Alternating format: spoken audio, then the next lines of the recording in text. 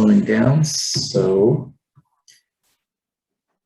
welcome and good afternoon. My name is Rob Upson, and I am a volunteer with CGL and project manager for the St. Thomas Graphics Collection Grant.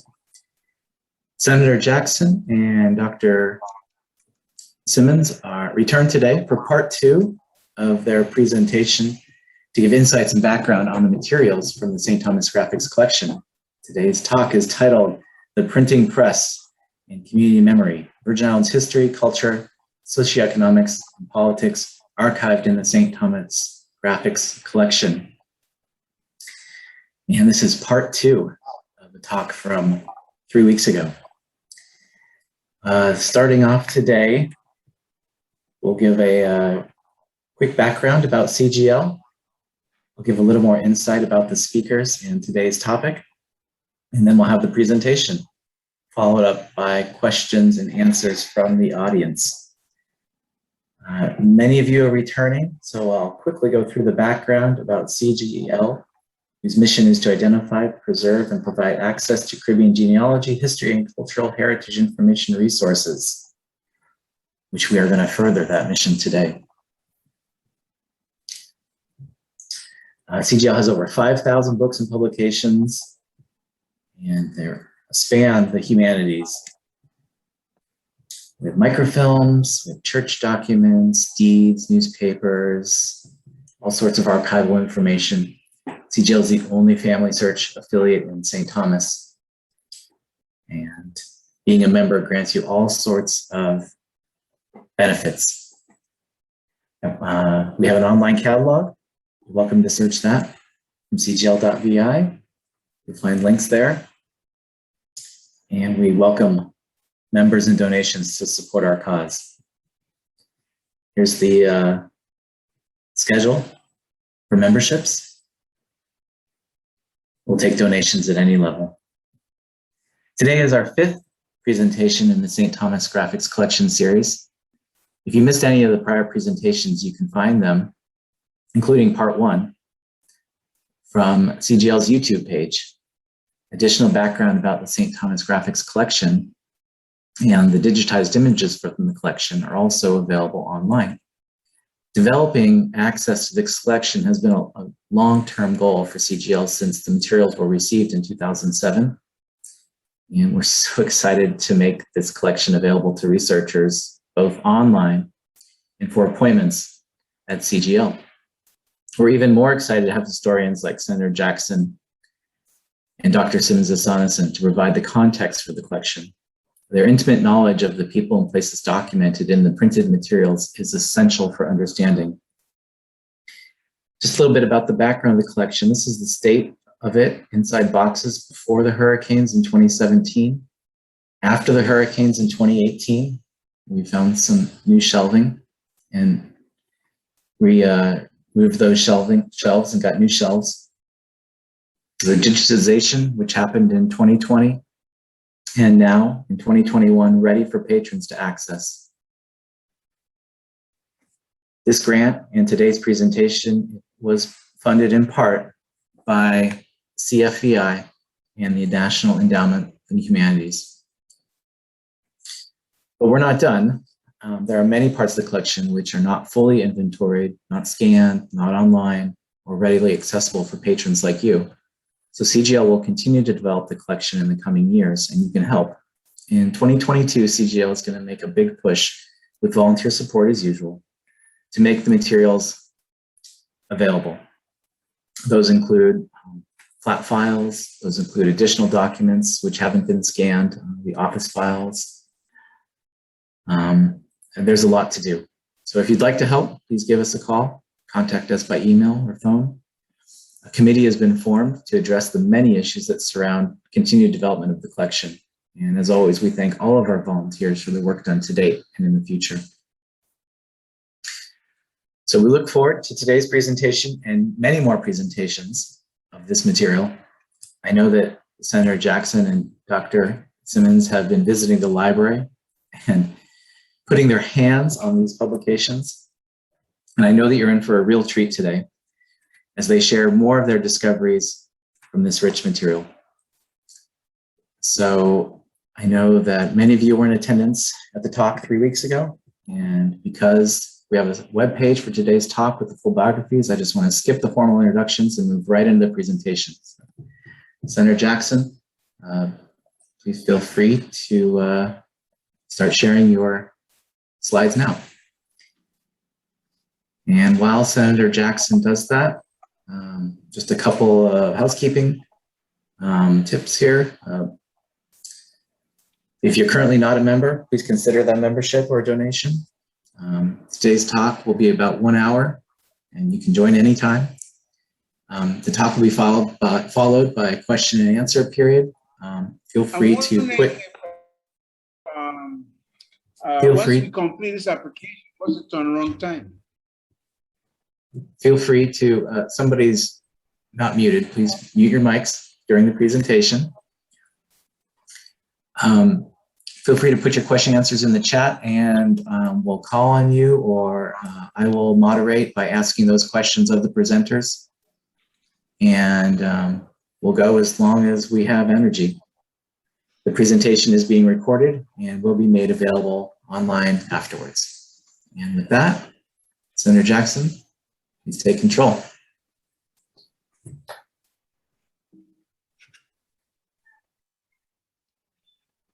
Can you hear me? Yes. Yes. Okay. Good afternoon, everyone. Good afternoon, members of the Virgin Islands or the Caribbean Genealogy Library, fellow Virgin Islanders, visitors, friends.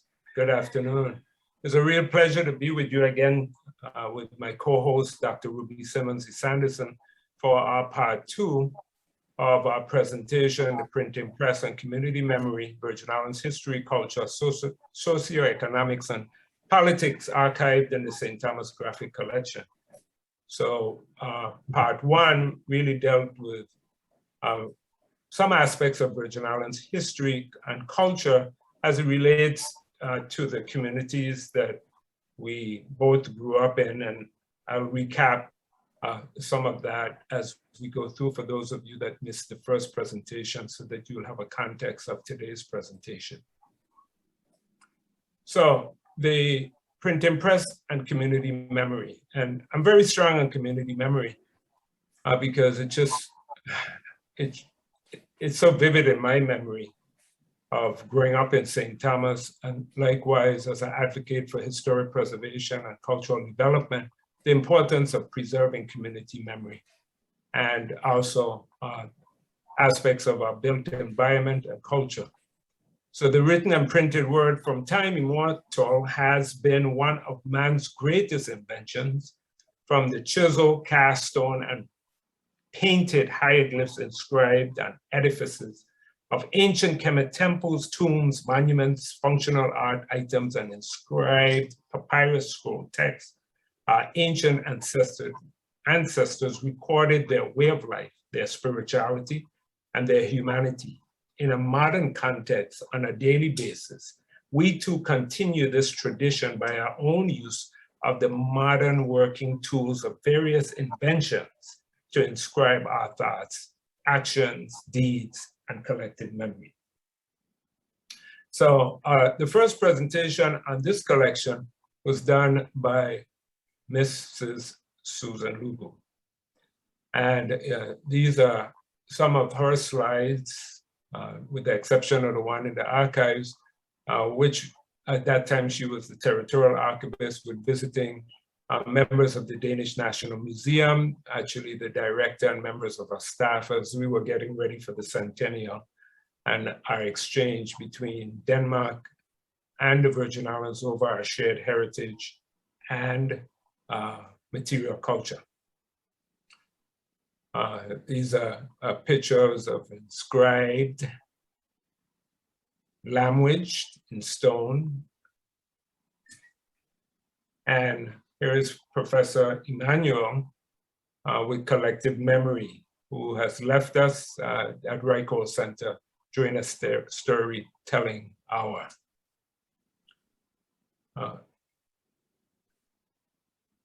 Collective memory. My lecture will illustrate the importance of preserving our written and printed history, which is so critical, or so critically significant for the preservation of our collective memory.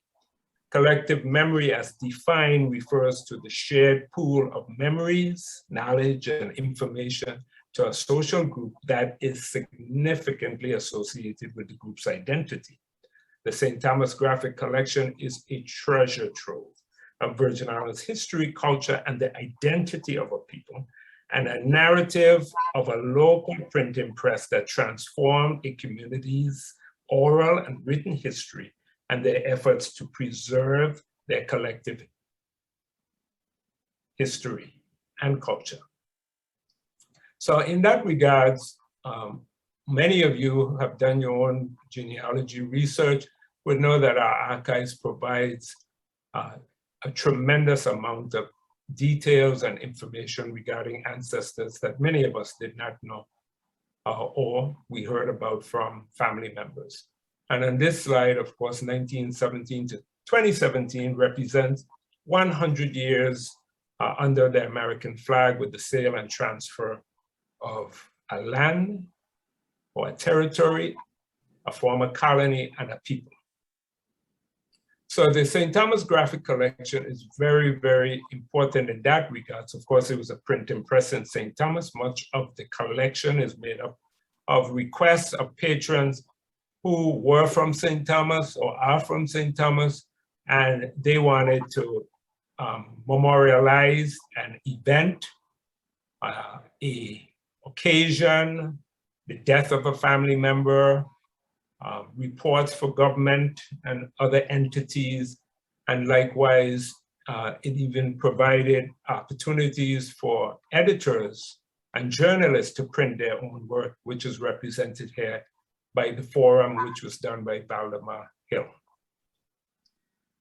So we did part one, and now we'll do part two, which will focus on the socioeconomics and politics archived in the collection.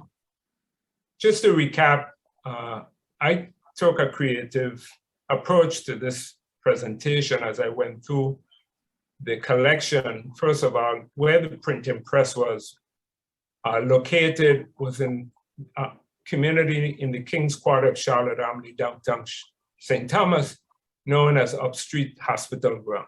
And on the top picture, you'll see a roadway. That line is actually one of the open canals for water from the hillsides that go through the city, and the mahogany trees. Well, in this particular area right here, the printing press was located. And this is the J. Antonio Jarvis School. Ruby and I, our families are from this street, which is Princeton's Garden, Goat Street, and like Glass Battle Alley in the next, and this is Lionel Roberts Stadium. So my first encounter with the printing press was really at the death of my father, which I'll speak to shortly, but actually it goes before that, because I did a publication for Rona Peterson, getting ahead of myself. But we from Upstreet, which is a community organization that was formed, did their first anniversary and second anniversary. And many of these images came out of the booklet. These are messages that were in the booklet. Then the Governor Snyder, our delegate to Congress, Donna M.C. Green, she was using green at that time, and the Senate President, Lorraine Berry. And you could see an ad for a family, the Benjamin family, as they put in a memorial to Gladys and Amos Benjamin. Then there's the history of the community, and that's represented in the booklet. In addition to that, photographs that were used in the booklet, many of them came from a noted photographer of his time, who was ahead of his time and had a vision. And why I said that, he eventually became the detective photographer for the police department. And I would just love to know where those photographs are, if they still survive today. But he was wise enough to really document the landscape in addition to being a photographer for various families, which many of our family photographs were done by him. So you see the top slide, which is Barracks Yard on St. Thomas, which was torn down by the urban renewal, which is the photograph down below, and you'll see a sign that says urban renewal. Mr. Claude Delvin Malone, and that is the camera, his first camera, Kodak camera that he purchased with the money he saved. In addition to that, we have many who have published regarding their communities, and Dr. Ruth Molina did Legacies of Upstreet of this particular community, and likewise used many of the images that was used in the anniversary booklet from Mr. Claude Malone. And likewise, we have had since other Virgin Islanders on St. Croix, Karen Turland, who has written about the family, and Christian Stead. And then we have former Senator Eric Dawson, who wrote about the Downstreet community. As an educator, Dr. Molina and J. Antonio Jarvis were colleagues and friends, and he also published, he's one of the founders of St. Thomas, or the Virgin Islands Daily News, which was published in St. Thomas. And this is his home that was purchased from Ambassador Tadman and made into a government complex known as the J. Antonio Jarvis House Museum and Learning Center. And the We From Upstreet organization presently is housed there and launches its programs from this location. I'll ask at this time and introduce Dr. Ruby Simmonds, my co-host, to repeat again a beautiful poem that speaks to this phase one or part one of our presentation. Good afternoon, everyone. And again, thank you, Myron, for inviting me on this journey with you. And I'm happy to be able to share this poem that was written by J. Antonio Jarvis, particularly because we're talking about a printing press, a printing operation, and he was very much involved in that as well. And so this poem is called The Printing Press. This tortured iron, shaped by human hands, has grown a soul. Its vast existence makes or mars the destinies of man and fills his waking moments with its cares and joys. These silent type of senseless lead can form a searing language or perchance record the soft angelic tone that lovers use. Together, urged by masterminds, they move ambassadors and armies to and fro. They show to each half how the other lives. They change the precedents of centuries. They lit the darkened world and let it on. Henceforth, much mankind reckon with the press, till both shall sink to death and nothingness. There is so much in this poem that if we had time, we could discuss it and, go through all its meanings. But I believe that in terms of what we're doing today, this poem is quite apropos. Thank you, Dr. Simmonds.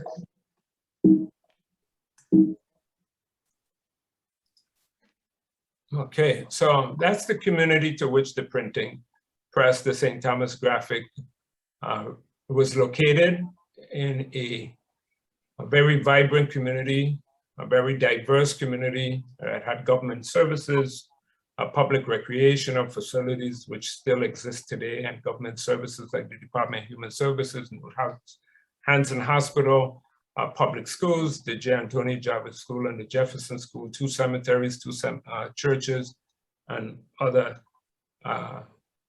businesses and residential aspects of the community. I'll ask Dr. Simmonds to speak to this, which we spoke in the last, but today we're going to look at entrepreneurship, and it's very important to set a tone to Virgin Islanders who are entrepreneurs in the earlier period as we delve into this collection. Dr. Simmonds? Yes, thank you again.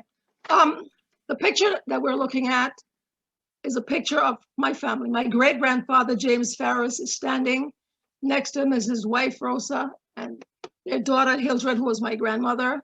3 of their sons, Millwood, Ralph, and Ivan. All of them were born in St. Croix. And I'm sorry, no, the 2 youngest sons were born in St. Thomas, but my great-grandfather and his wife and all the children were all born in St. Croix and came to St. Thomas in the 1800s. And to the right, we have a census records that shows the entire family. But the new document that has been added to this slide is a document that shows the sale, well, actually, what he paid to have a building built. Now, James Farris was in all the records he's recorded either as a merchant or as a shopkeeper. So he was a businessman. And he lived on Princensgade, which we call Goat Street. But his business was on Kongensgade, which in a building right across the street from the Department of Education. And so in 1897, he paid $210 to have a building built that housed his grocery shop. And I was able to find in the archives some of the contents of the shop and, you know, various things that he sold at the time. But in this particular document, it reads, Mr. James Farris, 1896 to John Quilling, who was a carpenter, September 3rd, to building of house number 12 King Street. Labor was $190. Divisions of rooms was $20, fixings. And he paid $210. The total was $210. He paid $170, and there was a balance due of $40. And it was a considerable sized house that was located in that lot. I wasn't able to put my hands on the picture I have taken of it, but it's interesting to note what he paid, $210 to build an entire building. And today, I don't know, $210 might only get us a couple of tiles to put on the floor. However, this is my great-grandfather, who was in fact a businessman, who lived until he died in 1920, a few months just before my father was born. But it's good to know, once I found that collection of the inventory of his shop and things like that, it gave me another sense of the kind of person that he was. And he was one of many businessmen in the entire upstreet area. So that's just one example of what things cost at the time and people who were involved in business then. Thank you. Thank you, Ruby. No problem.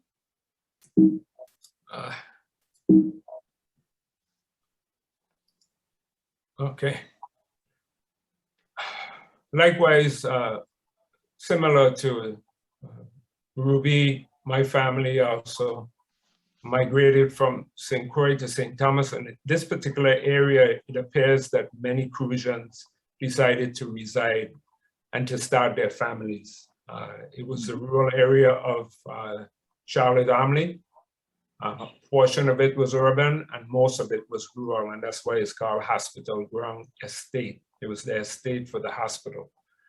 So it offered an opportunity to build homes and expand, and the density of Savannah, we don't want to leave Savannah out, but Savannah likewise had a similar history, and they were both established around the same time, East Savannah and West Savannah. However, West Savannah continues to be called Savannah, and East Savannah is known as Upstreet Hospital Ground. So these are my great-grandparents. My great-grandmother came from St. Martin. Her father was involved in the salt trade, and they traded between St. Martin and St. Thomas and other islands. They owned a grocery store, which was operated by my grandfather. My grandmother was also a baker. She assisted her husband. They had a gas station, rental properties. They had a tenement yard and a taxi stand that goes back to carriage to vehicle. Then my father's family came from Frederiksted, and they settled in this community, and they had a grocery store. The painting in this particular image is from one of my paintings in commemoration of that grocery store and the memory of it. Likewise, we had Mr. Alton Adams. After their fire, the fire that devastated the family and the loss of a loved one, their daughter. They relocated to the Upstreet area, and he also, outside of him being a bandmaster and composer, he also opened a hotel at his residence on the top floor. So it was one of the few, it was the only hotel in that quarter of the district but not limited to, because the Grand Hotel is also included in the Upstreet community. Relating to the collection and its opportunity for putting oral history to written history, Arona Peterson took this opportunity to publish 2 of her books at this printing press, Herbs and Proverbs and Creole Catch and Keep. And in my senior year of high school, she asked me to assist her in publishing this particular book and doing the illustrations. I was in the art department, then under the direction of Ms. Edith Woods and other art teachers, and under the tutelage of one of my mentors, Kalito Ken, I was able to illustrate this book for her. Likewise, my engagement with the printing press was in preparing for our father's funeral. And as I explained before, at that time, usually it was a 2-sided pamphlet that you did for funerals, and we expanded it with a history and photographs. And of course, funeral booklets are now quite a memorial and keepsake. So, Upstreet. And likewise, the dynamics of this community of people from various islands, from various walks of life, and this is a labor union marching in the streets, a society, and they are advocating for better working conditions. Mm-hmm. That building is this today, and that is why it's very important that we preserve collective memory. This family property was lost in Hurricanes Irma and Maria. In addition to that, we talked about funeral booklets. There's the Sewer family on St. John, and they took their memories and formalized in a funeral booklet. You see Ione Kitness, she worked at the Department of Human Services, and Lieutenant Governor Hodge. St. John, Doris Jordan, with her museum, putting a calendar and a publication together that celebrated the life of her husband, who was a Russian tenor that left Russia for political freedom. The arts, we found in the collection photographs from Jim Tillett and his family. And this is an entity that still exists today as a center for the arts, and it's called Tillett Gardens and the east end of St. Thomas. So the socioeconomics and politics, socioeconomics. Ruby, you want to speak a little about Ding Sexto?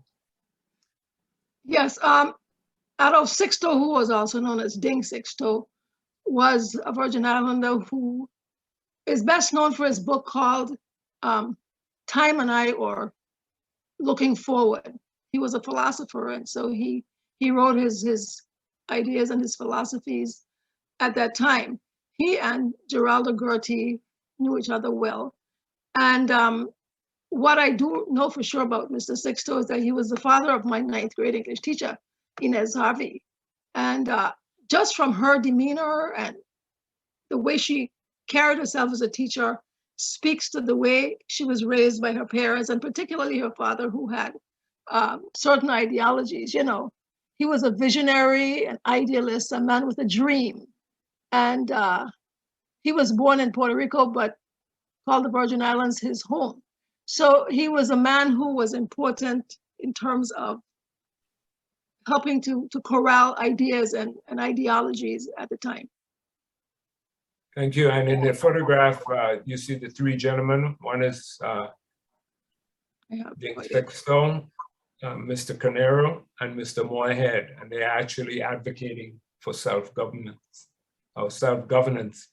for the Virgin Islands. And this is their official trip to Washington, D.C. Oh, okay. In his book, it speaks to the socioeconomics, the businesses. You know, at that time, there were quite a lot of printing press in the territory on St. Croix and St. Thomas. Of course, we know of D. Hamilton Jackson and his quest for the ability to have freedom of the press.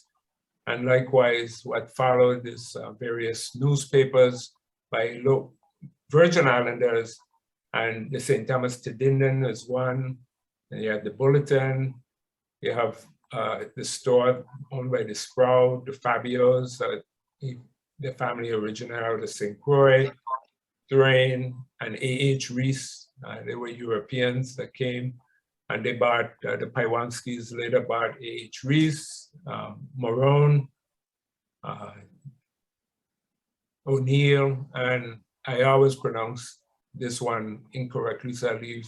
The Panama Hat is operated by, how you pronounce it, Ruby? Delanois. Delanois. Delanois and Company. Thank you. So, likewise, in these publications, we have a modern context of businesses similar to what Ding Sexto did in his publication that got patrons that assisted in printing. So also Senator Hill would put ads, Fort Milliner Shopping Center, Mr. Woody, Cathedral Pharmacies. These are some of the ads. Bapo's, which is Bapo Lewis, his bar and restaurant. Mm-hmm.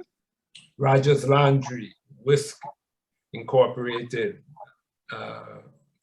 Macomb Engineering, French Town Tire and Battery Service, First Virgin Islands Federal Savings, and then Greetings from Sabaneros Incorporated from Down Street. In addition to that, celebrated many of our local business owners, and this is Rudolph Francis. Right. His father was Manasseh Francis, and most of us would know him for the establishment of public transportation. In fact, the bus system that we have today in the territory really was started from the pioneer of Manasseh Francis and his family. Going through the book, also these publications, there's a native son that's no stranger to many of us, is Robert and Donna DeYoung. They were partners and architects, and they designed the Farrelly Complex, Justice Complex on St. Thomas, and many other structures in the Virgin Islands, Caribbean, and also in the United States. And may he rest in peace. We lost him a few years ago. Yeah.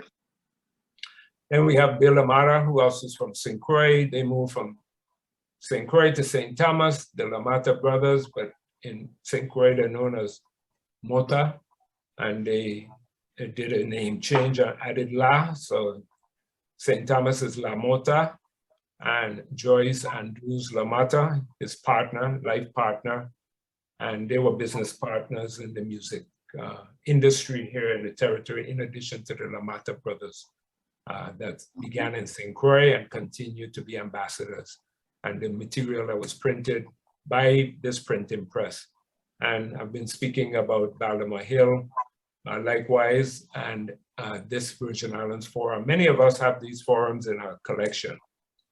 Mm-hmm. He was an advocate for social change and injustice. I know one of his legislation dealt with illegitimate children. The law at that time, colonial law, did not allow illegitimate children to inherit from the death of a parent, usually father. He changed that, and then we have the Hills Wage and Hour Act.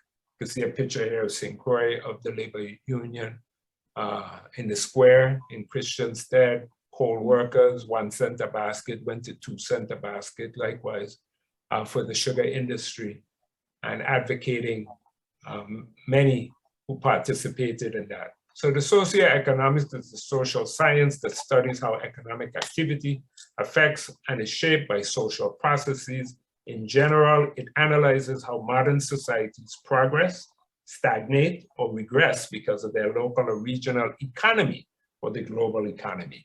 And that is what we're illustrating, that this collection also speaks to this history and can be used as such.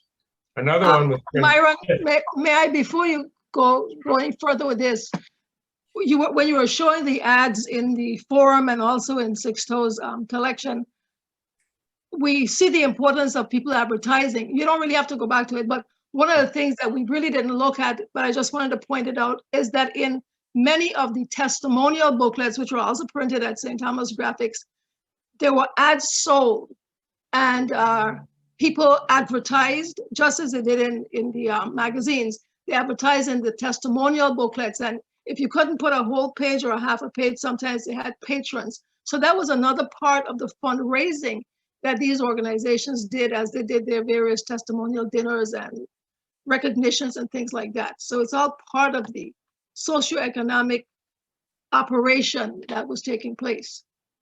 Thank you, Ruby. Sure. In the collection is quite a large collection of material from the St. Thomas Chamber of Commerce. And this is a 1968 yearbook. And this is also the Pride. And I think this was done by Earl B. Hartley. Hartley, yes. And that was printed by the St. Thomas Graphics. And we have here the collection of photographs that came out of Isidore Paiwanski, Kazna Casanelli, when they were Chamber of Commerce was honoring Isidore Paiwanski.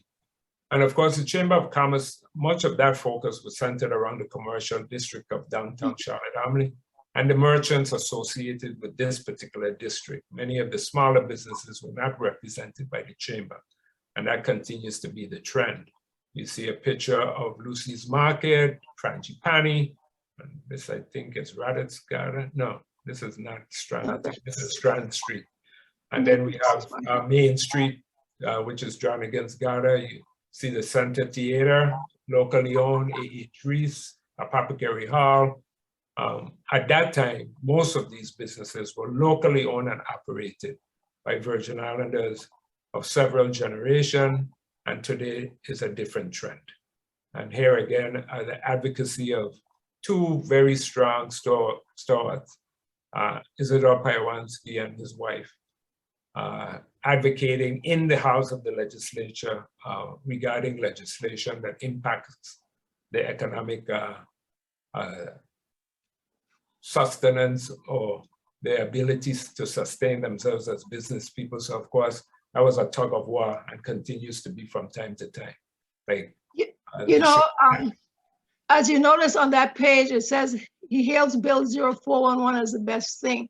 That Bill 0411 really created a major division in the community in terms of the haves and the have-nots in the Virgin Islands, And it was good in one way, but it created problems in another. So you saw the division between people like the Chamber of Commerce and their members and some of the other members of the community. And as we go on, we'll talk about the League of Women Voters and their involvement in that kind of thing as well. Thank you, Ruby. Additional advertisement, of course, you see a difference in advertisement. These pages at that time were a couple $100. Today, these would run you $500 plus if you had a front or back page. So you have Sparky's Country, Sparky's Gift Shop, Sparky's Salon, Sparky's St. John, Sparky Liqueur, on, and then you have ITT, Service Award, and the Virgin Islands Telephone Corporation, which is, I believe, this is the parent or the mother entity of what is today now AT&T. If I'm incorrect, please correct me, but ITT really got its beginning here in the Virgin Islands by the Bain family and invention. Yeah, our last lecture, and there's a mausoleum in the Western Cemetery to this family. So communications, they went into Puerto Rico and then they blossomed into a big corporate company. And then the dynasty, this is the time of cameras and electronics, Chinaware, and perfumes, rum, silverware, and the likes. So then we have the Indian Association, who are the really newcomers to the community in a historic perspective in terms of that Main Street society group. And many of them have over the last 30 years, invested in the Virgin Islands, in St. Thomas and St. Croix, and somewhat on St. John with stores, but mostly St. Thomas and St. Croix. Much of that population resides in St. Thomas, and these are various booklets from their various activities, and you can see the ads changing with Indian names of their stores, and they have built a cultural center out in Frenchman's estate. Another industry that is quite representative is in this collection is the marine industry, and these are various tournaments that have been able to identify booklets for the various 1998, 2000, and the like, and more. In addition to, of course, the Blue Marlin tournament. It was very popular and common at that time here in the Virgin Islands. And you would see these large preserved fish hanging in public places and private homes. And they were also very strong supporter of the Boy Scouts. And here you see Mr. Hartley and others with the marine industry, Governor Farrelly, and that's Michael. One of the ones. Yeah, that's not. Yeah, that's Michael. In addition to that, we have Toastmasters. We were teasing one of our colleagues here regarding Toastmasters, but they also celebrated Virgin Islanders in different ways. You have Senator Kane McGrath, Toya Andrews, she ran for the Senate unsuccessfully, and Leona Bryan, who was no stranger, especially to the tourism industry. And then now these various ads, again, for various events, cultural events, the arts, advertisement, and they're a good source of information. In the area, of course, of healthcare, and also honoring our local sons and daughters. This is an ad from A Man for All Seasons, Dr. Heath. This was in 1993, and these were gala bars, which were fundraisers for various initiatives. I found this in the St. Thomas graphic in printed. This was their ad, and this is for the Toastmasters for this particular event, honoring Leona Bryan. And it is so funny. I find it very funny because the right word spoken at the right time can achieve miracles. So we at St. Thomas Graphic are glad to have this opportunity to send our warmest wishes to Leona Bryan, and wish Toastmasters continued success in promoting understanding through more effective communications. So they took what a Toastmaster would be trying to perfect, and that is better communication skills, and really made fun of it. And that's what a roast is really all about. So I thought that was very creative and added this to the slide. Politics and government. And of course, there are three branches of government. Virgin Islands has had a very interesting evolution of governance, going back to the colonial period. And of course, 1852, we had the colonial law of 1852, which is the first constitution of the islands. Even though we don't consider the Danish West Indian history as we look at the context of development and self-governments, which we should, because we are much older than we think we are in this evolution, we can go back to the legislative body, back to 1852 and others, and other periods. So that much of local engagement was really through advocacy for improved conditions of our ancestors, of the working class men and women of this community. Ruby? Yes, and so we have here on this slide a picture of what Queen Keziah could possibly have looked like. back in 1892, there was a strike of the coal workers. And I believe most of you know the story, but there were people who coaled the ships that came into the St. Thomas Harbor, and a significant percentage of them were women. And these women would carry 100-pound baskets of coal up the ramps to put them in the ships. And they were being paid a penny a basket. And of course, there was a time when they needed to express themselves for better wages. And part of what happened had to do with the fact that they were being paid either in tokens sometimes or with Mexican silver dollars, and the Mexican money had lost its value. So what they were getting in exchange for their work was not a full dollar. They wanted to be paid a Danish dollar, which was worth $1. And so the expression a dollar for dollar became part of their rallying cry. And in 1892, there was a strike that was led by a woman who was a bambula dancer called Queen Kosiah. And I have to put in a plug for tomorrow at 1:30. There is a Zoom presentation of the dollar for dollar activity that we've done for the last several years. And so those of you who have a chance might want to join that as well. But the strike resulted in there being an increase in the pay for the workers. They were able to get what they wanted, a dollar for the dollar of their labor. And that was part of a whole labor movement that goes on in the Virgin Islands, a labor movement that includes D. Hamilton Jackson and other people, Moorhead, who organized workers as a part of the labor union. So the whole labor management piece in the Virgin Islands is important. And I have sat on both sides of the table, actually, because when I was a teacher, I was an active member of the American Federation of Teachers, and involved in a couple of strikes, actually, as a member of the teachers union.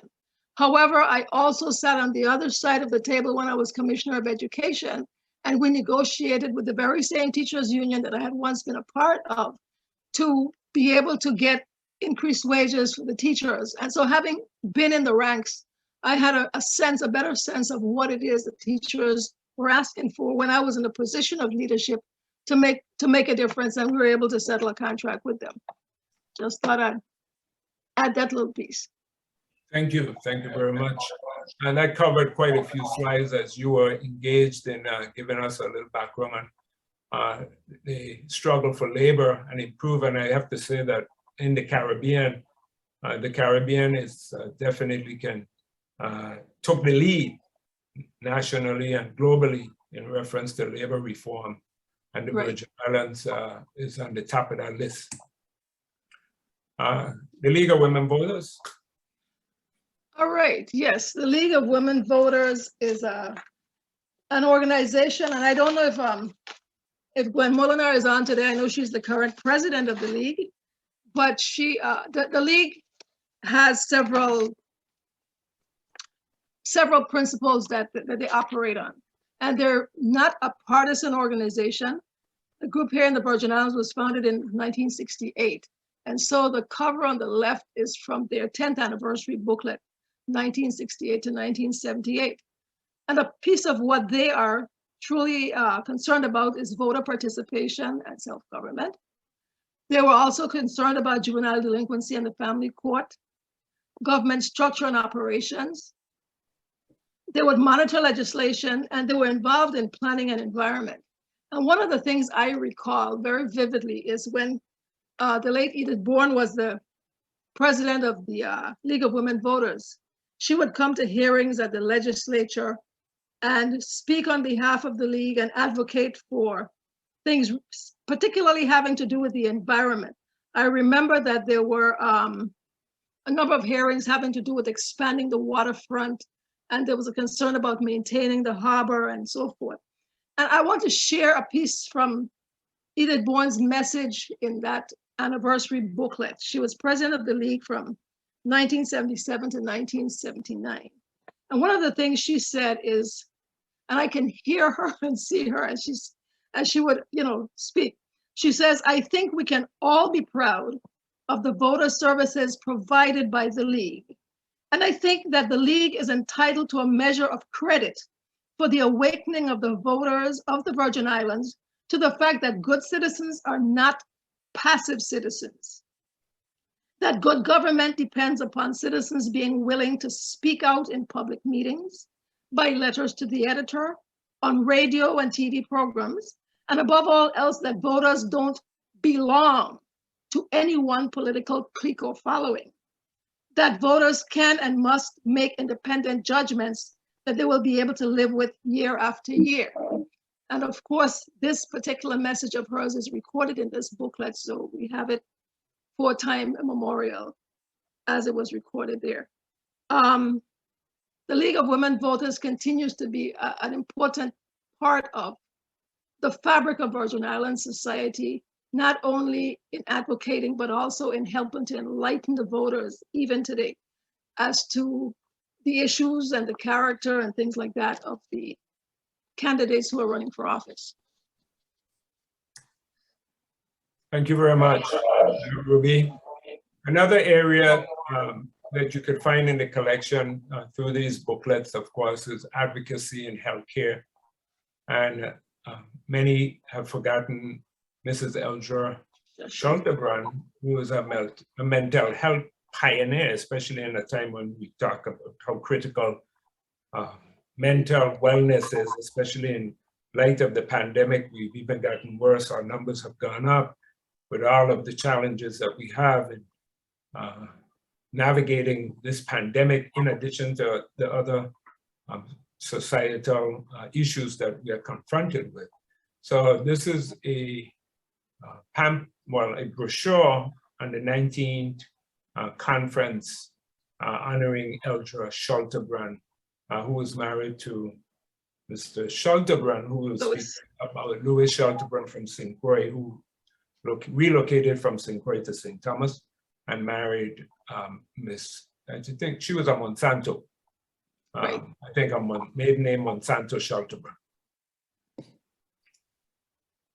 And here again, you have the message from the president, who was then Bingley G. Richardson Sr., Partners for Health, St. Thomas and John, dedicated to an awards. Again, I'm pulling from the collection what is available in it for a printing press that was printing for a St. Thomas patron, so to speak. And of course, they also honored various members of the community, cancer survivors. I'm not sure about Barbara Kenny, but I know that Mr. Vincent Letsam, we lost to cancer at a later date. We have Dr. Ruth Watson there, who just recently retired from medicine, and Dr. Warren Smith, who was then the commissioner of the Department of Health, giving a message, and the president of the entity. Politics in the Virgin Islands. One thing about the forum, every issue had some article on politics in the Virgin Islands, a political analysis, which is so lacking today. Can't get it in the local newspaper, and publications that there rarely any publication that you would find outside of campaign time where you get some sense of an analytical approach to politics here in the territory. But one publication you could put your dollar on is the forum, to give a perspective. Of course, it was the journalist, or the editor and the journalist who really crafted much of that discussion, but they were also asked others to weigh in on politics. And here you have the cover of three Crucian governors. Governor Melvin H. Evans, Alexander Farrelly, and Cyril Emmanuel King. We know that Governor Evans was the last appointed and first elected on our road for self-government. Then came Governor Cyril King, and then Juan Luis, who was his lieutenant governor after his death, and then Alexander Farrelly, Governor Farrelly. Ruby? Oh, yes. But, just to speak to that cover, That was in 1974, and all you have on the cover is who, because the three men ran against each other in that race, and then each in turn eventually became the governor of the Virgin Islands. So it's an interesting progression. To the right of that cover, we have the Honorable Daniel W. Ambrose being sworn in as the government secretary while Governor Morris de Castro looks on. Daniel Ambrose was from Mississippi. And, we had a number of people who came into the Virgin Islands and contributed to the politics, the government, and the development of these islands. And Daniel Ambrose was one of those people who served not only as government secretary, but at one time he was the Commissioner of Property and Procurement. And in his book, Trials and Triumphs, the late Earl Otley talks about a number of people who came from the mainland and contributed to the Virgin Islands and its development. And he does list Daniel Ambrose as one of those people who was committed and dedicated to the Virgin Islands. His wife was Irene Ambrose, who I believe was involved in the Department of Health in some way. And although Ambrose died in Mississippi, he was brought back to the Virgin Islands to be buried here because he considered the Virgin Islands his home. So, he was one of those people who adopted the Virgin Islands and truly became entrenched and an integral part. He was an attorney, I believe, by profession. Yeah, he became an integral part of the Virgin Islands community. He died in 1992 at the age of 95. Good old age. In addition to that, District Court Judge Herman Moore, E. Moore, also was from the United States, came in the Virgin Islands, his home. And most of you are not aware that the University Golf Course is named for Judge Moore. And I really wish I'd asked them to put a name on it, but they call it, the green. And rarely do you ever see the name that was passed by legislative act of Judge Moore, because he was a bit a golfer. And for, again, people of color to be able to get down to a golf course, this public golf course free of charge, to which was part of the Naval Administration installation for their elite officers, continue to be one of the few open spaces that we have in St. Thomas and enjoyed by all. We have Career Ambassador Terrence Todman. We spoke a little about him. We couldn't leave him out of government, at least politics and government. And of course, this is a collage to his career, starting here as a young man growing up in the same community of Upstreet. And being adopted by J. Antonia Jarvis, and advancing on after high school, entering into military service and into the diplomatic corps as a Black man in diplomacy, which he basically opened doors for others to follow. And he retired, career ambassador, and we lost him in 2014, and here he is with his lovely wife, Doris Todman. And the bottom slides are with Reagan, who appointed him. I forget the post that Reagan appointed him to. And then we have the King of, when he was the ambassador to Spain. And again, in this collection are all these photographs. Many of these individuals have never seen them. I've shared them with a couple of the individuals, and they were just surprised that they had captured a moment in time. And that's why, these photographs are so important. Government and legislative branch. Earl B. Otley. I'll leave Dr. Simmonds. Ruby? Yes, right. I just made reference to his other book, Trials and Triumphs. I think many people know that the late Earl B. Otley was a major architect in the development of government politics and the legislative branch of the Virgin Islands. And in addition to helping to shape what happened, he also chronicled many of those events in his books.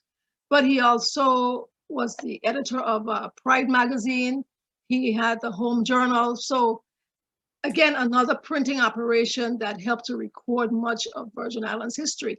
And one of the things that's significant in both of his books, he has many pictures. And so you go back and you look at those pictures of events and of people that were significant during the time that he was involved in the government of the Virgin Islands. He also mentored many of us who went into politics, pulled us aside and talked to us and told us what we needed to do to make sure we got elected. You will get the background noise of a rural of my community in which I live in. So Ruby, until the hand sentence down, you can go ahead. So yes, this is a picture of the 23rd legislature. And I believe that that booklet is for the swearing in ceremony, which took place in the Emancipation Garden at the time. You know, there was a time when the swearing in of the legislature, everything was done in the chambers, but as interest in the activities grew, the swearing in was moved to the Emancipation Garden so that more of the public could really participate and see what was going on. And then the official organization of the legislature would take place in the chambers, because by law, it must take place in the chambers. However, it's now really very open for the public. So Myron, you finished with your hen or your rooster, or which one you have, cackling? Almost. I think you can hear it in the distance. So what I decided to do with this slide is really just speak about continuity and, of course, women in leadership. Let me make sure I didn't miss one prior to. Anyway. No, I don't think you missed one. Okay. Yes. So here again is the swearing in ceremony. Initially, they did not take place in the Emancipation Garden. They were at the chambers, and then eventually evolved outside of the grounds of the legislature. The legislature moved into that building, which is the Capitol building. Later on, in the latter part, really, the legislature unicameral celebrated its 65th anniversary last year as a unicameral legislature. And we have women that have played a significant role in early politics, of course. We had women from St. Croix and Abramson and others. We have Bertha Bichelta and Lucinda Millen as some of the early pioneers. And Ruby? Yes. All right. So here we have Ruby Rouse, who was the first woman elected as the president of the legislature. I served with her in the 14th legislature, and there's a picture of Senator Rouse, Senator Bellato, and I as we were sworn in on that prestigious day. And there are also pictures of Senator Berry and Senator Cleon Creaky Maynard. Senator Berry served as president several times, and Senator Creaky was the at-large senator, and we both served as legislative secretary at various points in time. I recall that when Senator Bellato got the Rules Committee, that was important too, because the Rules Committee had always gone to one of the men. And so she fought hard to be sure she got to be chairman of the Rules Committee, which was an important clearinghouse for legislation. And as we look at this slide, I want to just refer back to the previous slide that shows Senator Donna Fred Gregory, because she is currently the president of the legislature. But one of the things that I recall that I think is really important, when we're in the legislature, Senator Fred Gregory's grandmother was a custodial worker in the legislature. And Senator Rouse, as president of the legislature, elevated Miss Fret and another lady named Miss Ayanta Scrow. She elevated them from being custodial workers to working on the switchboard. So she created an opportunity for those women to move up in terms of their employment. And I think it's really, quite significant that Ms. Fret's granddaughter now serves as the president of that very institution where she once worked. And that's something that I think is worthy of recognition. Surely is. Next slide.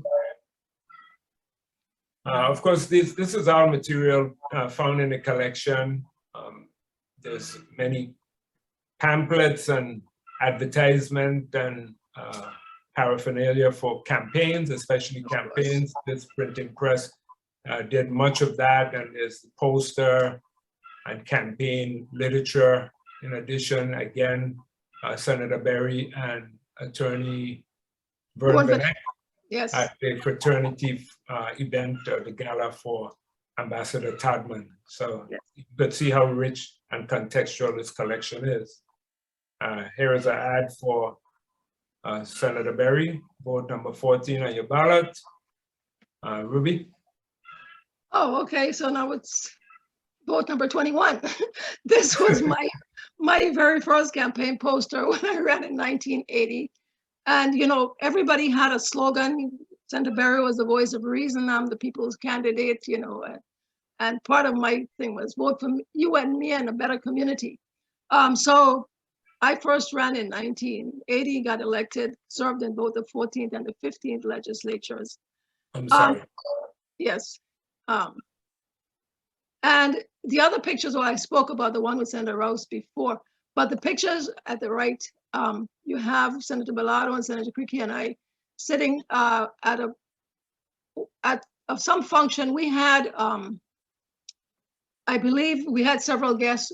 Actually, one of the things that we did in the legislature, when I believe it was in the 15th, we had a caucus, but we didn't call it a women's caucus. We called it the VI Women Legislators. And we looked at issues that were of particular importance to women in the community, things like domestic violence and abuse of children and things like that. And one of the guests that we did have once was the Congresswoman Curtis Collins, who came to the Virgin Islands and met with us. And so there's a picture of her with me and Senator Bill Harvey. So we try to, as women, try to advocate for the women and the families in the community, and in so doing, strengthen what the men in the community needed, which is a strong family. So we took on issues that were very important, we thought, to the community at the time. And we see that there are women in the legislature still continuing some of those efforts today.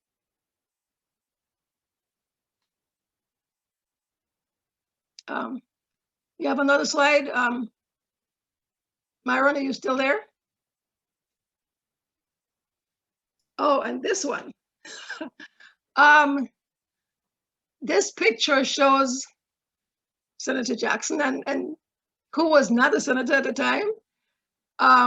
We were, I believe, at Eudora Ken High School, because I'm looking at the scribblings that are on the podium, and we were speaking. Charlotte Amley.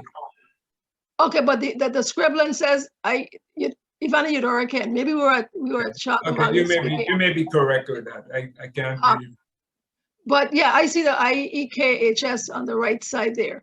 But in the picture with us is Carol Henneman, who is the great-granddaughter of E. Benjamin Oliver, who we talked about in our last presentation. And we have Senator Burt Bryan, Adelbert Bryan from St. Croix in this photo with us as well. And at the left is a young man called, I never pronounce, Foriata.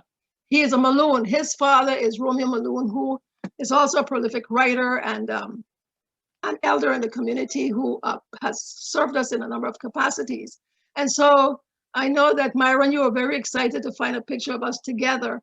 But the truth is that all of us in this picture are advocates for the preservation of the history and culture and people of the Virgin Islands. And we have interacted over the years in ways to continue to preserve that.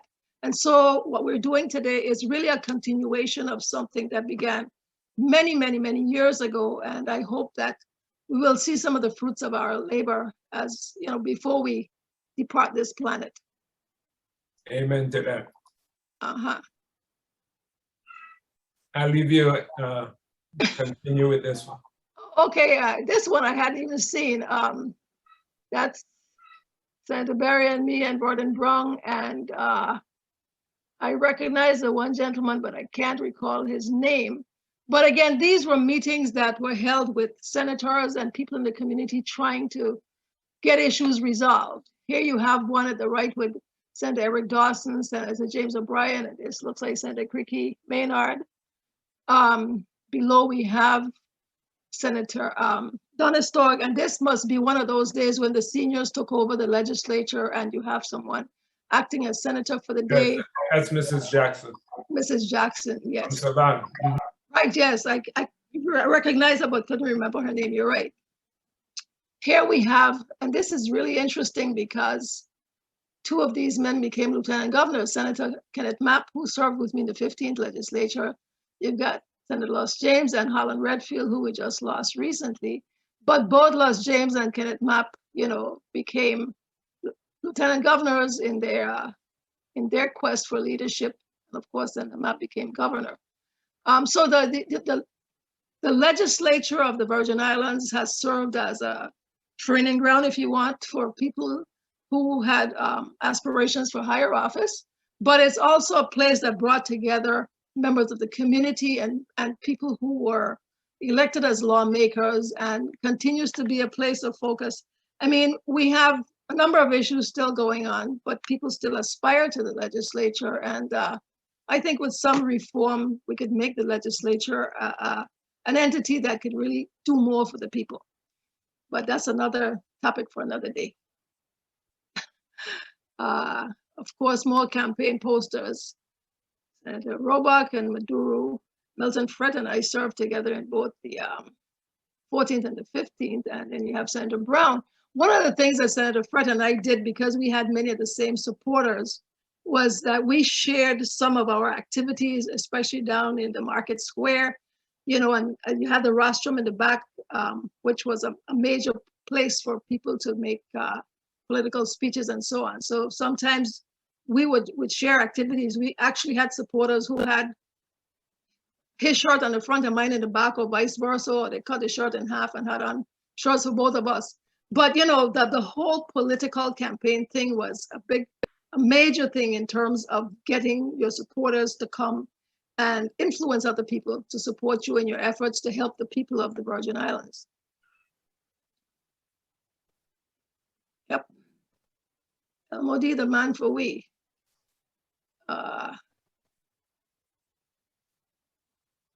Senator O'Connor, Senator at Large. We just recently lost Senator O'Connor. Last year, I believe it was. Yes, last year. Okay, so in the collection as well, thank you, Ruby, for those insights and recollections. You're welcome. Many times as researchers, and statistics are necessary, and documents, if you go ask a government agency, they'll tell you most times they can't find it, they don't have it, it was lost. And what you quickly realize in this collection is the amount of information that would be very helpful for researchers. There's a 1995 United States Virgin Islands Population and Housing Survey. I don't even think the housing entities are aware of that this exists. And you have Virgin Islands growth. They look at growth in the Virgin Islands. That's the Caribbean Research Institute. And then here is a survey of residents' attitude towards major issues facing the US Virgin Islands. Lewis Harris and Associates Incorporated, thank you. Then we have annual reports for the Virgin Islands Water and Power Authority, various reports over the years during the life of this printing press that was commissioned by them. And please be mindful that there was also a printing office run by the government of the Virgin Islands. Right. At property and procurement, there was also printing. To what extent they would print our lottery tickets, for example, let's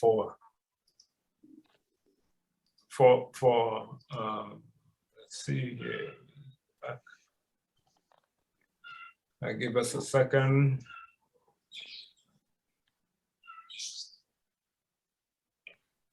The Eastern Caribbean Center, and then the Coastal Zone. This is the preliminary program for the Virgin Islands Coastal Zone Management, an important document. Then we have the Department of Education, and there's tremendous amount of material, the various annual reports and the like, also in this collection. Mhm.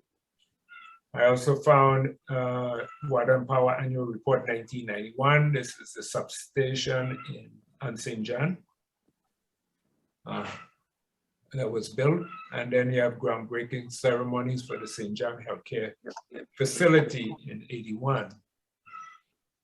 Then you had the various races and those who pursued a seat in various capacities. Here you have Geraldo Gertie, number 11, vote number 21, Arthur Hart Sr. And again, these are various senators. Ruby, if you want to go through them. Okay, well, I think people probably know most of them. So the 21st legislature, you've got Senator Berry, Senator Burt Bryan, Bellotta O'Neill, Donna Storr, Judy Gomez, Chucky Hanson, Buzz James, Winfield James.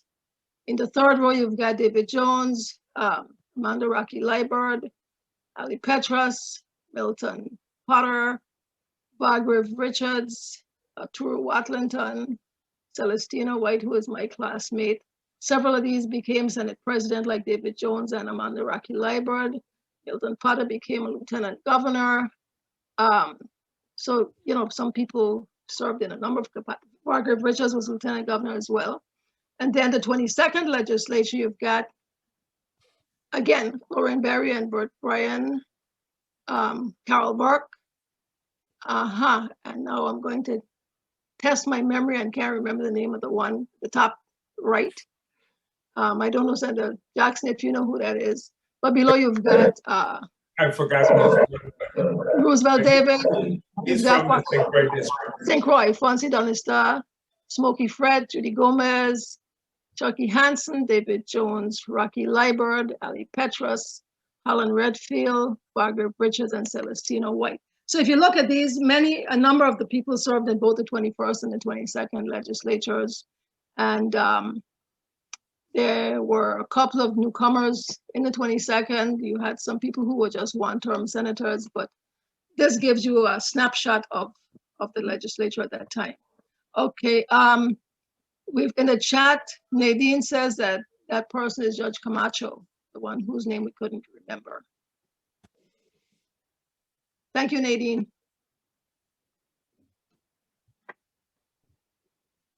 So the executive branch.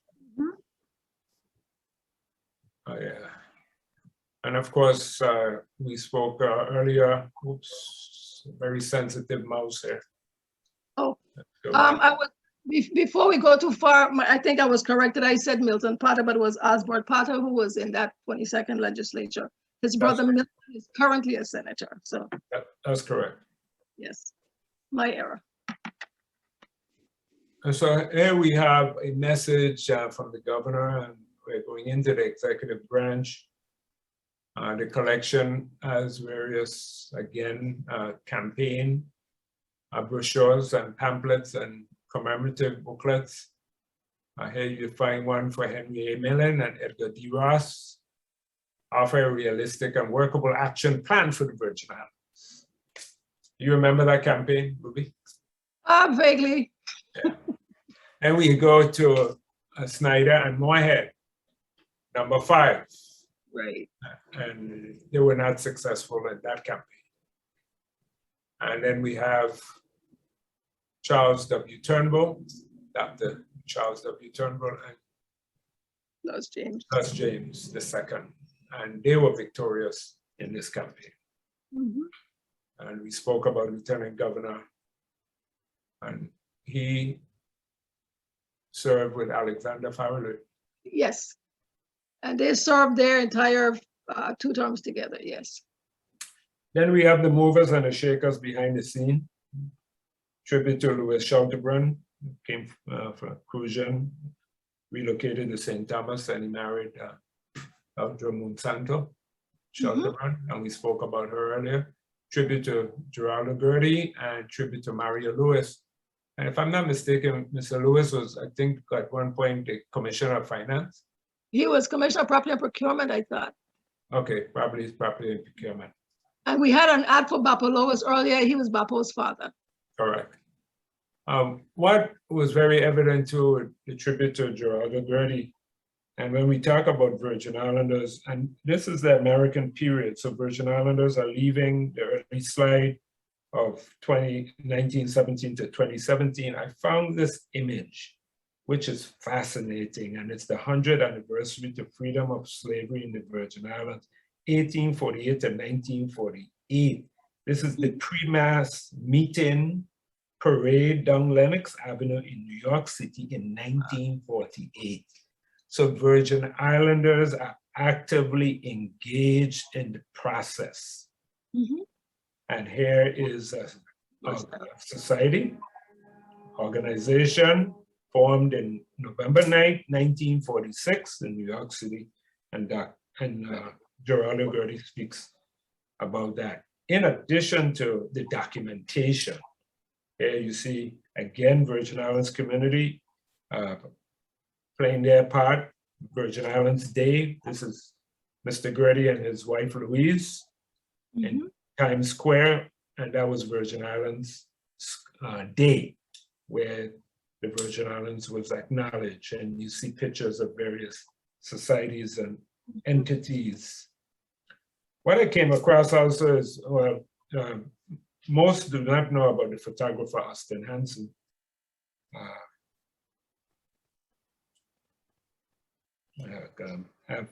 Excuse me a second, I was trying to bring a name. And it'll come to me that introduced me to Austin Hanson from New York. And he came from the Virgin Islands, settled in Harlem, and was a noted photographer. And this particular one is called The Third Wave, a view of members of the American Virgin Islands Civic Association meeting at the Harlem Labor Center in Harlem, New York.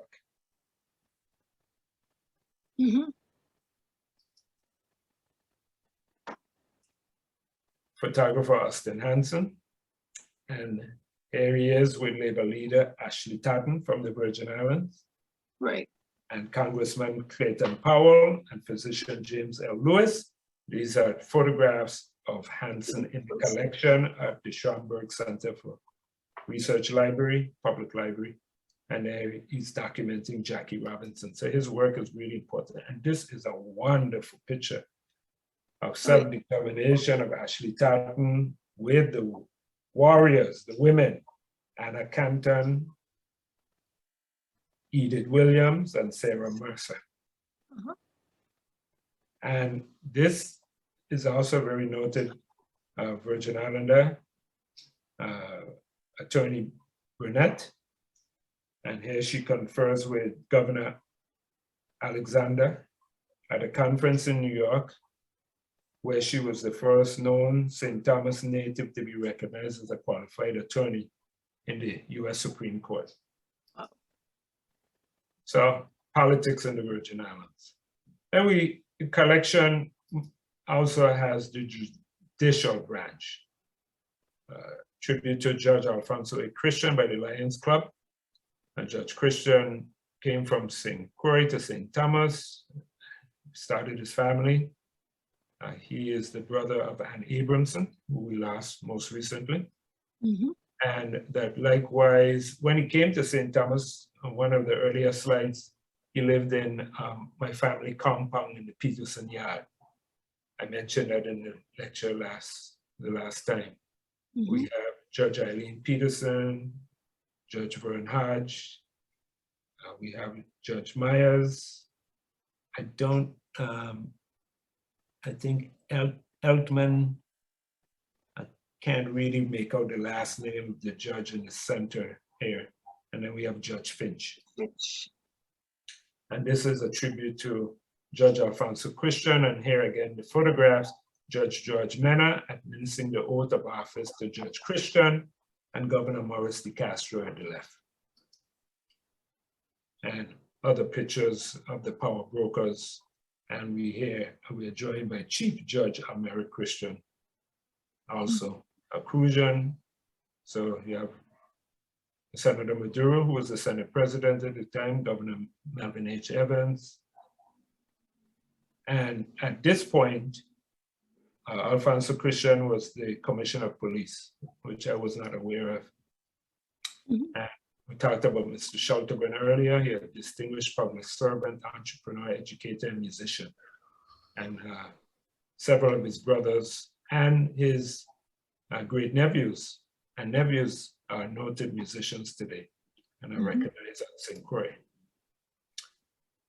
All right, Ruby, as we bring closure. Oh, yes, I am happy to share a poem written by a very dear friend of mine, the late Bertica Hodge Hendrickson. She grew up in the Savannah area, graduated from Charlemagne High School and also from CVI.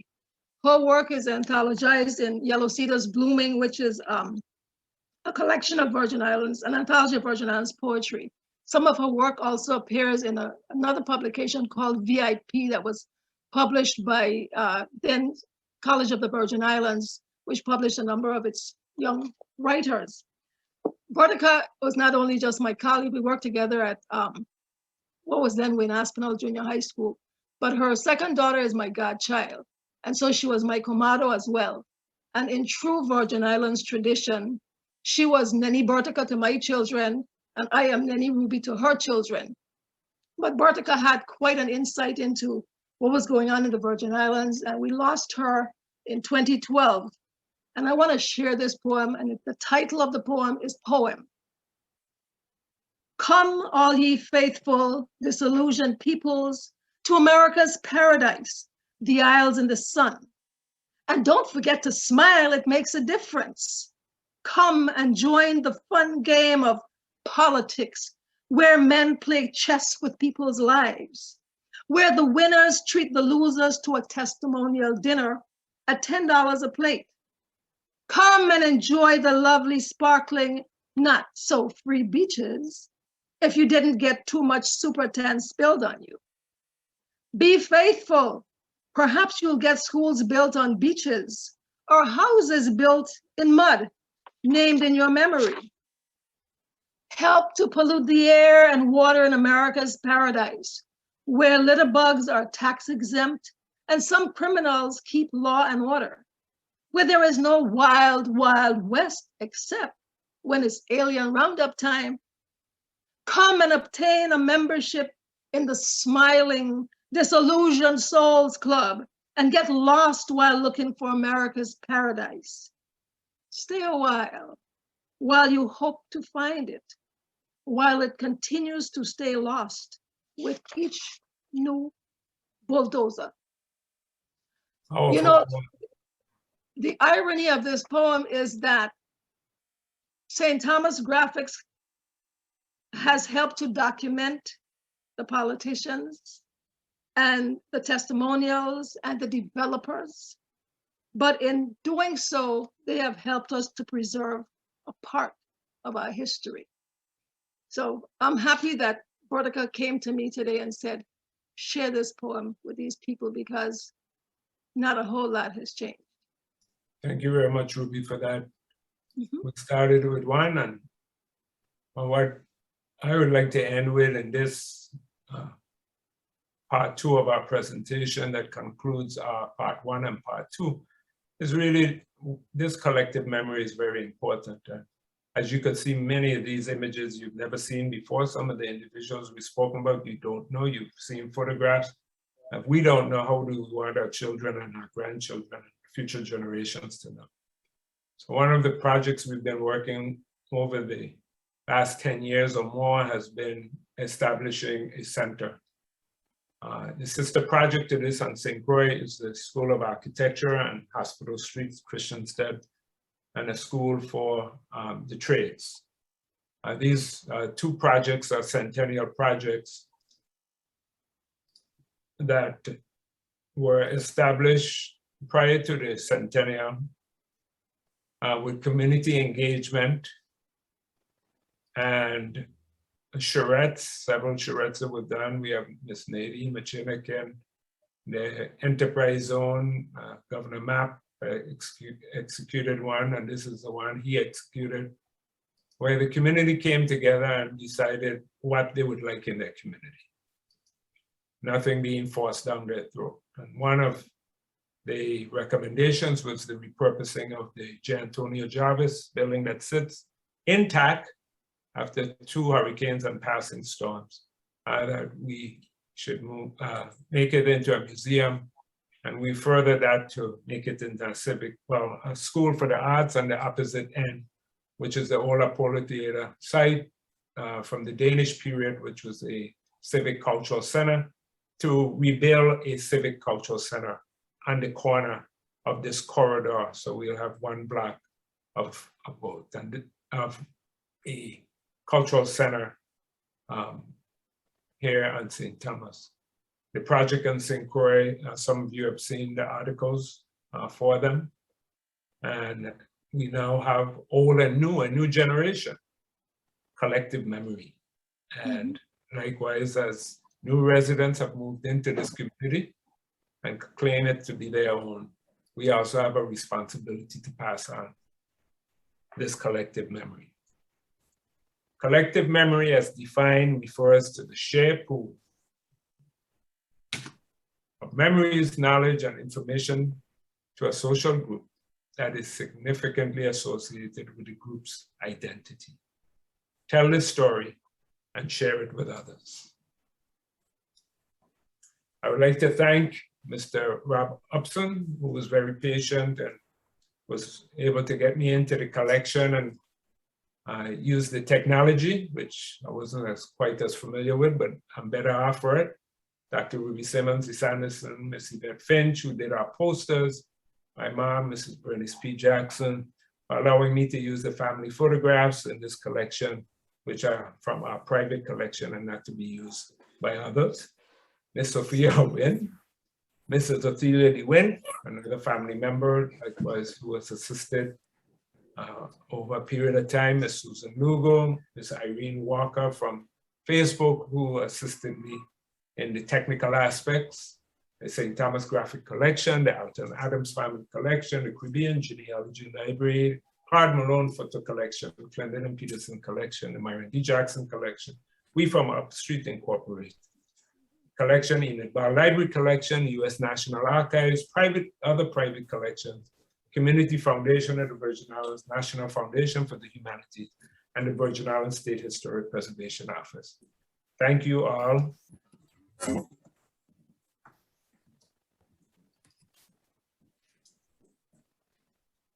Thank you, Senator Jackson. Thank you, Dr. Simmonds Esannason.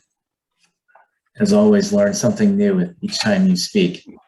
And Dr. Esannason, I want to share a quote from Maya Angelou, which I thought of as you were speaking, and Senator Jackson as well. It is the one, if you don't know where you've come from, you don't know where you're going. And certainly with this collection, where the Virgin Islands and St. Thomas has come from is clearly documented. There's no excuse not to know and have a better idea of where to go. I do appreciate your final comments in that respect. So thank you very much, and we will now enter the question and answer period. So if those in the audience would like to open up the chat or raise their hand, we'll be checking for that, and we can moderate a question and answer period. To start, I did get the question of whether or not the flyers and the posters of Rothschild Francis are in the collection, and similarly the campaign posters and the images of the 4 female senators. So I know there's several of the images were credited, but not all of them. And I was wondering if you could add some insight into those particular and others. The poster for Rothschild Francis is not in the collection. To my knowledge, I didn't take it from the collection. That was printed some years back when there was a symposium, and the photograph, if I'm not mistaken, came from Miss Hyacinth James, which is Mrs. Van Beever's mother. Her father, Mr. Hatchett, was in that photograph. So I think she was the original owner of that photograph.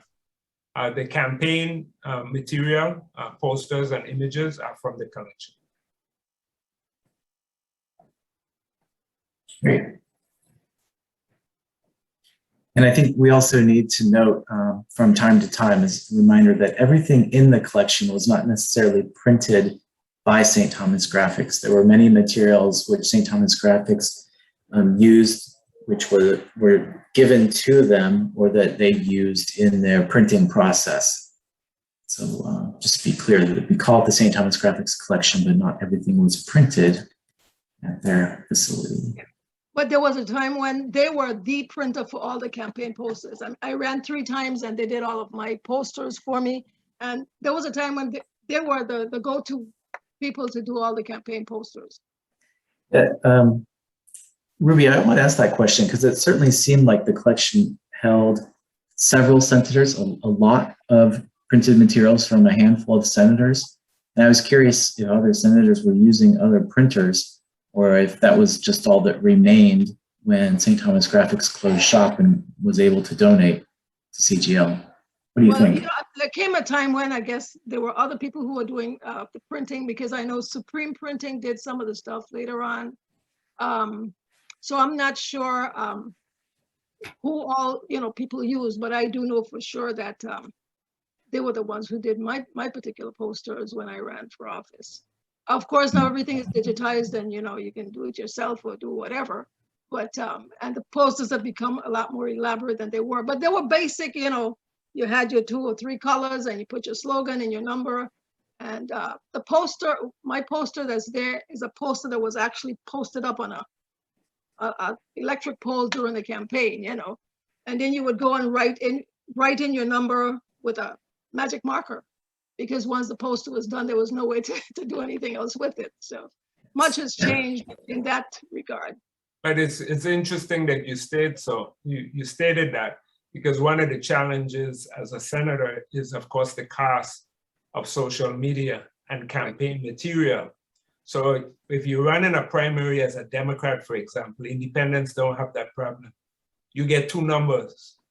You get the number for the runoff, not the runoff, for the primary, and then you have to get another number for the general elections. That means you're printing your posters twice. So I'm interesting to learn that you wrote in the number, which many of us would like, which we do on the large posters. You change the sticker number after the primary and you put on your general election number, but it's very costly to run a campaign. Yeah, but no, see, I recall that even before we were assigned numbers, you know, we had my posters up. And then once the number was assigned, my campaign folks went out, especially at night with the magic markers, and put the number on the poster. And that's what we did at that time, you know. But like I said, things have changed. You are creative. Senator Jackson, there was one publication that you showed, which was the history of the legislature. And I know that when we first found that together at the library, you didn't think there was a copy of that at the legislature. Can you comment on that item? You had a slide on it. I think this whole lecture series really speaks to the importance of preserving our archives. And I would like to leave the viewing audience with this in mind, that it is incumbent upon us to make sure that we protect the government collections. We have some private collections like the Landmark Society, which was impacted by the hurricanes in St. Croix, for example, St. Croix Landmark Society, which is WIM, and they're badly in need of assistance and our support for their collection, which is a government property leased to the entity. But again, that collection is endangered if we don't act soon. You have the government of the Virgin Islands, the Enid Bar Library. Most recently, we got a federal grant that passed legislation, which would maintain the Enid Bar Library as an archives until there is a modern archives, which was supposed to be part of the Turnbull Regional Library, was designed for archives as part of our advocacy with Denmark prior to the centennial, or leading up to the centennial, of getting our records back. And then of course, digital came on the scene and became the mode for transferring those documents or providing access to Virgin Islanders, which you can go up on the website of the Royal Danish Archives and actually click a button and get access to Virgin Islands material. You cannot do that with Records 55 of College Park, Maryland, of the US Archives. And it is very important that this is the time, because this material in some cases is over 200, 300 years old. We have the American period. Most people in the American period can get documents from Department of Education because they're last immigration documents, some, but if you migrated here, where do you find that document? Vital statistics. And with these storms, here we are with a storm that is going to pass the Virgin Islands, a major hurricane again. But the impact to our facilities and to this material of our personal family archives and photographs and heirlooms that have been impacted, it is very important that we preserve these collections. So when the legislature has been impacted, and I know in Hurricane Maryland, there was a trailer that items were storing, and it was taken, basically the high sea surge really destroyed that material. Most recently with Hurricane Irma and Maria, we had moved the collection archives to the basement of the Legislative Hall in Cruise Bay, St. John, in the basement, which we thought was going to be safe, and that got flooded. And these records were underwater for months, over a year. And in collaboration with FEMA and the Smithsonian Institution, with the assistance of a very good friend who's the former secretary of the Smithsonian Institution, they came in, they got the documents, we got the documents moved to Texas to be freezed, and then they were sent to Washington, DC for restoration and conservation, and now they have been rebounded and will meet and digitized to give access to Virgin Islanders. So when I say you can't find a copy, a physical copy, there is no archive, little archives at the legislature. There is no library at the legislature. And how could you have an institution as old as that and not have archives of democracy? So the little that we have, we've done our best to preserve, and thank God we were able to save those documents from the Danish period to the American period of those volumes that were in the basement on St. John. Wow. And thank you, Myron. Yeah, and I would love to comment there too, that it was because of that project and being aware of it that I became aware of the technology offered by the Smithsonian that to digitize materials. And it's that same technology, that same webpage that we're using for hosting the St. Thomas Graphics collection. So it truly did inspire this project today, building. Ms. Mulinar, would you like to ask a question? Great. Yes, thank you so very much. Again, congratulations, and thank you to both Senator Jackson and Dr. Ruby Esannason. Brilliant presentations and so enlightening. So thank you, thank you, thank you. I have a question for Ron. Since both of these presentations are being recorded, how could people access the recordings? There are some people I know who very much wanted to participate today and last week, but were unable to because of other commitments. So how does one access these recordings? You go to YouTube, or you go to cgl.vi. At cgl.vi, there's an icon for the Caribbean Genealogy Library YouTube's page in the bottom, but I'll also post that in the chat. And if you're on YouTube, you can just search Carib Gen Library. So let me put that information in the chat for you. And I think it's also a link in any email that you get from us, but I'm not certain about that. The YouTube, CGL's YouTube channel. So all of the recordings we have going back several years, I think we started recording before the hurricanes of 2017, they're all up there. Okay, great. Thank you. And then a second question is for Senator Myron. You showed a picture of Otley's The Hardball Years. Everyone is familiar with his other book, The Trials. I don't know how many are familiar with The Hardball Years. Was that a book or a booklet? No, that was a book, Dr. Molina. It's an actual book. It's an actual book. I have it right here. It's right here. Yeah. The question I would ask is, so many of these great books that were written, the books, Mr. Hill wrote a book, and Otley wrote books, and there's so many of these books around. Are they that readily available in the public? Not anymore. Does the library have copies?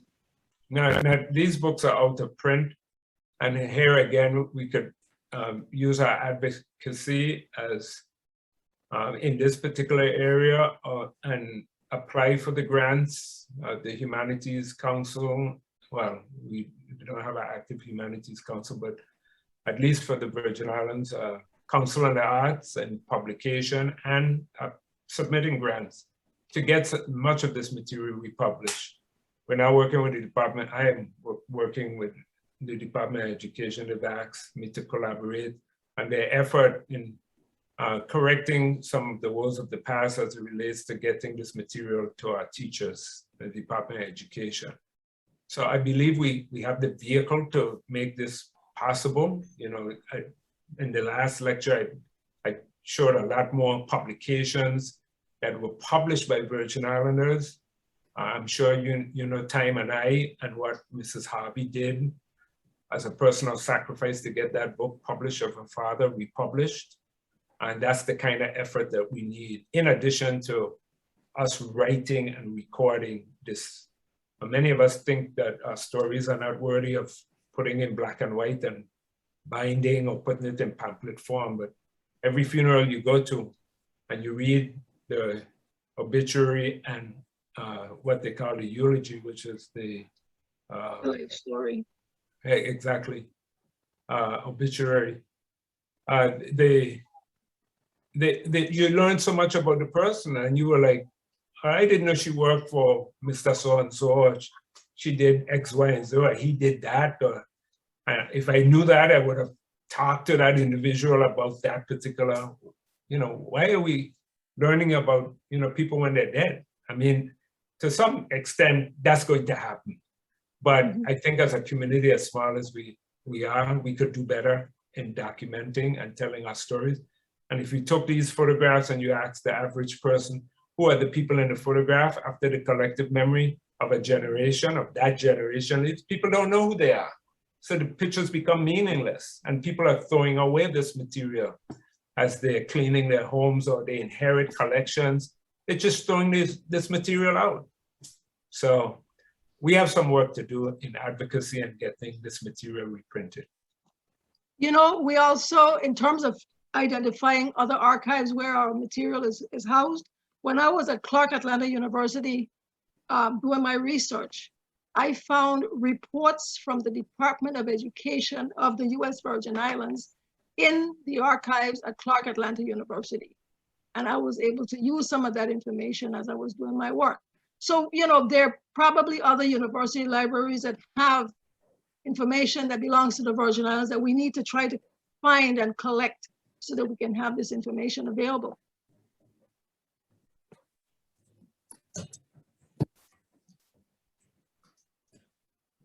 Thank you for your question, Ms. Molinar.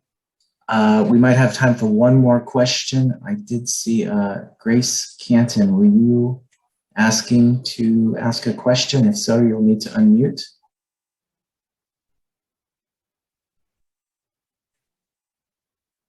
Okay, Grace is not unmuting, and so Ron Harrigan is unmuted. Mr. Harrigan, did you want to ask a question? Yes, good afternoon, and thank you for that request. I'd like to congratulate my colleagues, Dr. Simmonds and Senator Jackson, for the excellent presentation today. It just brings back so many memories of what we've been doing with the Virgin Genealogical Society and the Weavermouth Street projects. One of the things that I've always advocated is for us to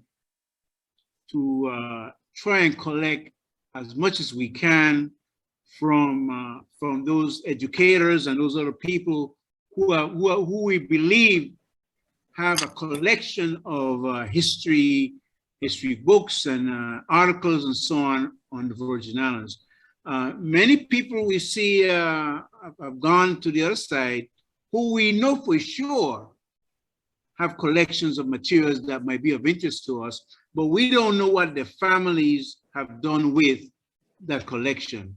And perhaps what we need to do is ask the funeral homes and so on to have a question for the grieving families to if they have any materials of interest that they can donate to the Virgin Islands Public Library, whether it's St. Thomas, St. Croix, St. John, so that we can preserve those documents. I think that because many times when those documents are left for other people to decide, they don't have that interest like the person who are saving them, and over time they tend to discard them, and that's rather unfortunate, but that's what happens. So we need to find a way where we can have reminders all along the path to have people listen. If you have a large collection of materials that your parents accumulated over time, would you be interested in donating that information to the Van Schulten collection or the genealogy library or something? We need to advocate that a little more, and I think that that's one of the things I'd like to see us do going forward. Thank you. Thanks, Ron. That makes a lot of sense. That's one way of getting some of the materials, we can give it a try. And I just wanted to put in a plug here as a former senator in advocating for arts and humanities, that we also have to put political clout and demand of our administration and of our senators to make sure that funding, even at least some share of that funding goes to these particular areas. The Florence William Library, the Peterson Library in St. John, we have the library closed and has been closed for over 2 years in St. John, which is the Elaine Sproul Library. We have the Van Schulten collection that has a leaking roof and not accessible to us. So yeah, you want to collect this material, but you have to make sure that the facilities that we have are first class. I mean, we could talk about museums. We don't have modern museums. We call our forts, which is open to salt air, museums. How can you protect and preserve anything in Fort Frederick, Fort Christiansburg, or Fort Christian? You can't. So we really have a lot of work in this particular area if we're going to preserve the last 100 years. Don't even talk about the last 500 years, which is in better condition than modern records in most part, if we preserve them. Thank you, Mr. Harrigan. That's a good segue into closing up as we reach the top of the hour. The Caribbean Genealogy Library exists to try to meet that need. And as a private nonprofit library, you all are providing the support for that need. So thank you again to our presenters. Dr. Esannason. Before you close, I'd like to say a few words. Go ahead. Of course. I know that this has been taped, and I know my background music of the hen and the rooster will be in the video. I just wanted to say, I meant to mention very early that most likely that was going to happen. I still live in the Hospital Lytton Fancy area. So I still live in a community to which my grandparents and great-grandparents are from. And that's what happens when you're living in hospital ground. You will get the background of the rooster and the hen. So thank you very much. We'll add their audio to the archive. Adds color to the presentation, Myron. Yes. Thank you again. I hope that the presentation today and from 3 weeks ago gives everybody some inspiration to conduct their own research. The CGL is very pleased to make these materials available for additional interpretation. So with that, thank you for your attendance. Look forward to see you all in person or online again soon. Have a good afternoon. Okay, thank you. Thank you very much. You as well. Goodbye. Thank you. It was a pleasure doing this.